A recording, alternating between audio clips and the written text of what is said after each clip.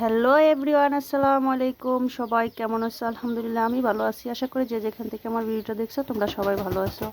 আজকে আমি নিয়ে এসেছি আলুর শাকের একটা রেসিপি নিয়ে। এখানে আমি নিয়েছি কিছু আলুর শাক। আলুর শাকটাকে আমি কেটে ধুয়ে ভালো করে পরিষ্কার করে নিয়েছি।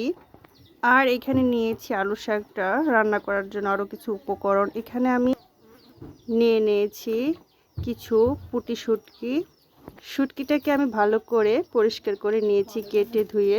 এখন আমি আলু শাকটা রান্না করার জন্য চুলাতে একটা কড়াই বসিয়ে দিলাম। কড়াইটা গরম হয়ে আসার পরে আমি দিয়ে দিলাম রান্নার তেল। এখন তেলটা গরম হয়ে আসলে আমি দিয়ে দিব পেঁয়াজ কুচি। এখন পেঁয়াজ কুচিটাকে আমি হালকা একটু ভেজে নিব। পেঁয়াজটাকে হালকা একটু ভেজে এরপর আমি দিয়ে দিলাম কিছু কাঁচামরিচ কুচি। পেঁয়াজ আর কাঁচামরিচটাকে আমি একটু ভালো মতো ভেজে নিব। এখন আমি এখানে প্রায় হাফ চামচের মতো রসুন বাটা দিয়ে কিছুক্ষণ ভেজে নিব। এই তো এই পর্যায়ে আমি দিয়ে দিব পরিষ্কার করে রাখা শুটকিগুলো। এখানে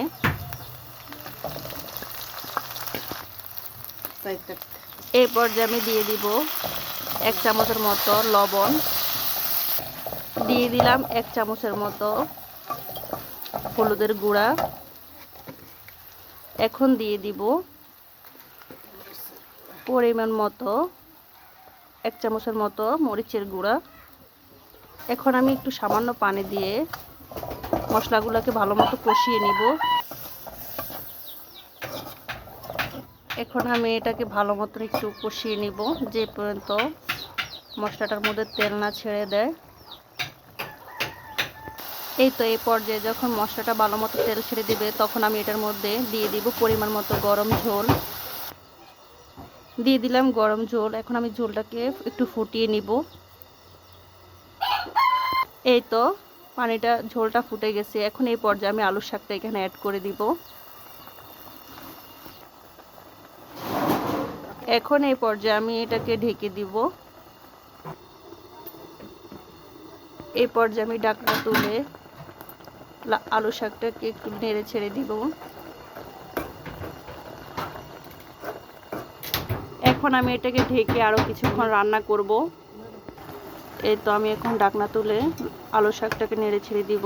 এই শাকটা রান্না করতে বেশি একটা সময় লাগে না, খুবই অল্প সময়ের মধ্যে শাকটা রান্না করা হয়ে যায়।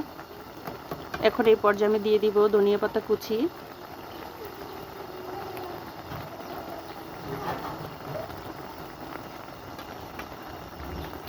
এখন আমি এটাকে ঢেকে আরও প্রায় 2 থেকে 3 মিনিটের মতো রান্না করে নিব। এই তো আমার রান্না করা শেষ। এভাবে যদি যে কোনো শুটকি দিয়ে আলুর শাক রান্না করা হয় তাহলে খেতে দুর্দান্ত স্বাদের হয়। আর আমার আজকের এই শুটকি দিয়ে আলুর শাকের রেসিপি কেমন হয়েছে আপনারা সবাই অবশ্যই কমেন্টস করে জানাবেন, আর একটা লাইক দিয়ে যাবেন। আপনাদের এক একটা কমেন্টস আর লাইক আমাকে আরও একটা ভিডিও বানাতে উৎসাহিত করে।